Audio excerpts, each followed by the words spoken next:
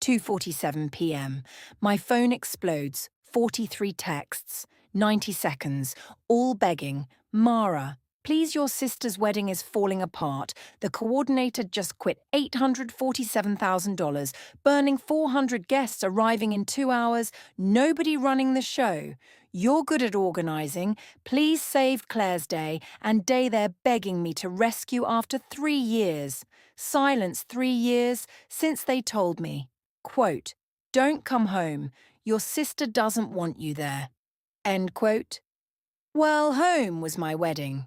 City Hall, 22 people, perfect, intimate, beautiful. The wedding they skipped because skipped for Claire's engagement party, chose her party over my vows, chose her again. Like always.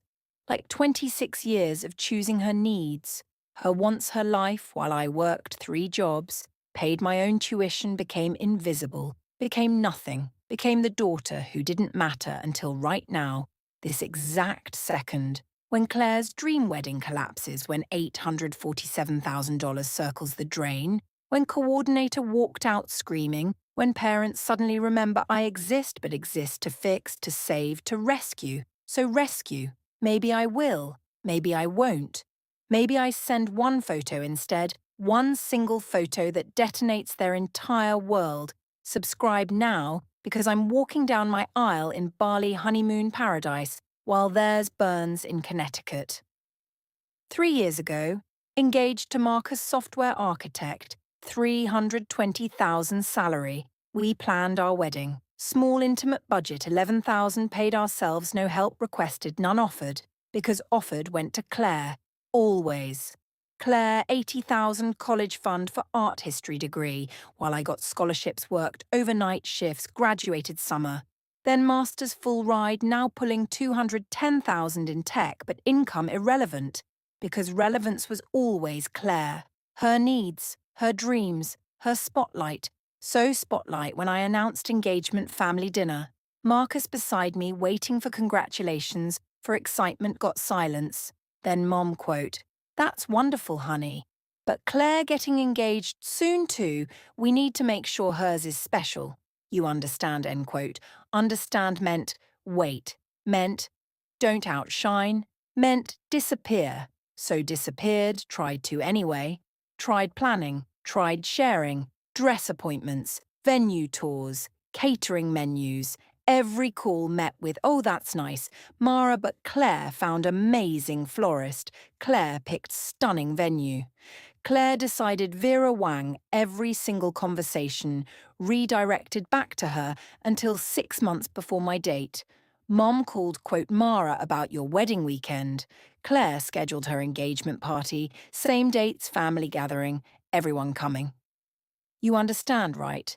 Your sister doesn't want you. Their 2 brides would be awkward. End quote. I sat, apartment floor, phone trembling. Marcus asking what happened, couldn't speak, couldn't process, couldn't believe my own mother. My own family chose engagement party over actual wedding, chose appetizers over vows, chose her again, always her every single time. So time I chose differently, chose me, chose Marcus, chose to stop begging for scraps from people serving her banquets. So banquet they wanted fine, enjoy without me. City Hall, 22 people. Marcus's parents, his sister, our closest friends. $11,000. Most beautiful day. Perfect. Because perfect isn't size, isn't cost, isn't Instagram moments perfect, is people who choose you, who see you, who want you there, actually want you and wanted me. They did every single one while my parents, my sister chose brunch. Chose mimosas, chose her for the 10,000th time. Well, 1,000th time was last time, last chance, last opportunity, because opportunity ended. That phone call ended that choice, ended permanently, completely finally. My ceremony happened. City Hall steps, September afternoon, golden light. Marcus in navy, suit me in simple white dress, his mother crying. Happy tears. His father recording everything, our friends throwing wildflower petals. 22 people who mattered, who cared. Who showed up actually showed up. Not because obligation, because love. Genuine, real, uncomplicated love. The kind where people drive 3 hours just to witness your vows. The kind where mother-in-law brings homemade cake. The kind where friends plan surprise champagne toast after the kind my own blood relatives couldn't manage, because manage would require seeing me as human, as daughter, as worthy and worthy. Apparently I wasn't worthy of their time, their presence, their basic human decency, so decency I found elsewhere, found with Marcus, found with chosen family, found with people who proved family isn't biology. Family is who shows up and showed up. They did every single one while my parents brunched with Claire, celebrated her engagement, toasted her future, ignored my entire existence. $847,000, let me break that down. Riverside Estate venue rental, 12,000 Vera Wang custom gown, 18,500 florist, 22,000 orchids imported from Ecuador, photographer-videographer combo, 38,000 celebrity wedding planner, 15,400 guests, plated dinner, 300 per head, catering alone, 120,000 live band, 25,000 ice sculpture, 6,000 custom invitations, hand calligraphy, 4,000 favours, Italian imported ceramics, 11,000 open bar, premium shelf, 50,000 cake, 12-tier fondant, 8,000 total, 847,000 every penny parents paid, happily, eagerly, proudly. Because proudly was Claire, always Claire, her dream, her vision, her perfect day, while my 11,000 City Hall wedding got, quote, your practical Mara. You don't need all that fuss, just do something small. End quote. Small meant insignificant, meant unworthy, meant forgotten. Today, 2 p.m. guests start arriving. Riverside Estate transformed into floral paradise. White roses everywhere, string quartet, playing champagne fountain flowing, 2:15 p.m. Coordinator enters bridal suite, finds groom, kissing maid of honor, passionate urgent. Clearly not first-time coordinator, screams. Drops clipboard, runs, finds parents, delivers news, 2:17 p.m. Claire learns, collapses. Hysterical groom tries explaining maid of honor, flees the estate, 2:19 p.m.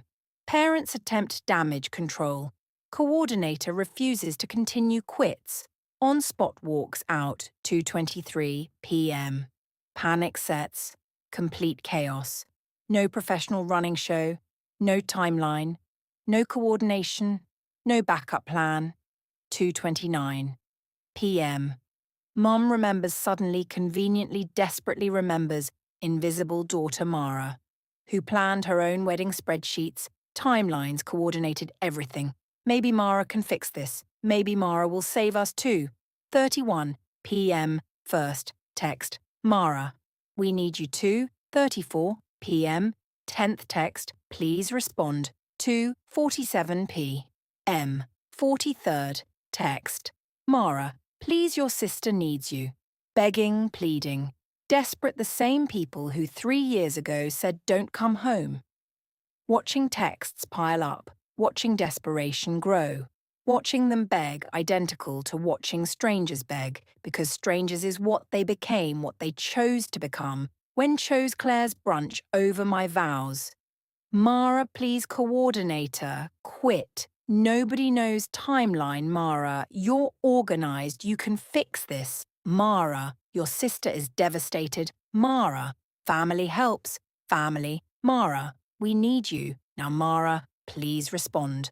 Mara, this is emergency. Mara, $800,000 at stake. Mara, 400 guests waiting. Mara, caterers, asking questions. Mara band needs direction. Mara florist threatening to leave. Mara, your sister crying. Mara groom disappeared. Mara everything falling apart. Mara please, Mara please, Mara. 43 texts. Identical desperation. Identical assumption. That invisible daughter will drop. Everything will rush to rescue. Will fix their disaster. Will save their golden child. Will forget 3 years. Silence will forgive. Don't come home. We'll pretend none of it happened. I open photos, scroll to yesterday in Bali honeymoon 3-year anniversary trip. Marcus and me, infinity pool overlooking ocean sunset. Golden hour professional photographer captured everything. Me in flowing white dress, Marcus in linen suit, tropical flowers everywhere. Champagne glasses raised, renewing vows. Intimate, beautiful. Exactly what we wanted. I select best photo, the one where I'm laughing, genuinely radiant, obviously blissfully happy. Caption reads, "Happy 3rd anniversary, celebrating our marriage in Bali. The wedding you skipped for brunch." Attach photo type message. Quote, "Hi Mom, received your texts. I'm currently in Bali, celebrating 3 years married, the wedding you chose to miss for Claire's engagement party. The choice you made that day is the choice you get to live with today. Good luck with the coordinator situation. I'm sure Claire will figure it out. She's resourceful, right? That's what you always told me about myself." End quote. Send message, turn off phone, set it down. Return to infinity pool where Marcus waits, where champagne chills, where our actual chosen family celebrates, where life continues. Beautiful, peaceful, drama-free. Phone stays off for 3 days. 3 glorious, silent, peaceful days when finally check messages, see nuclear fallout, see Mom called 87 times, Dad 62 times, Claire 34 times, aunts, uncles, cousins.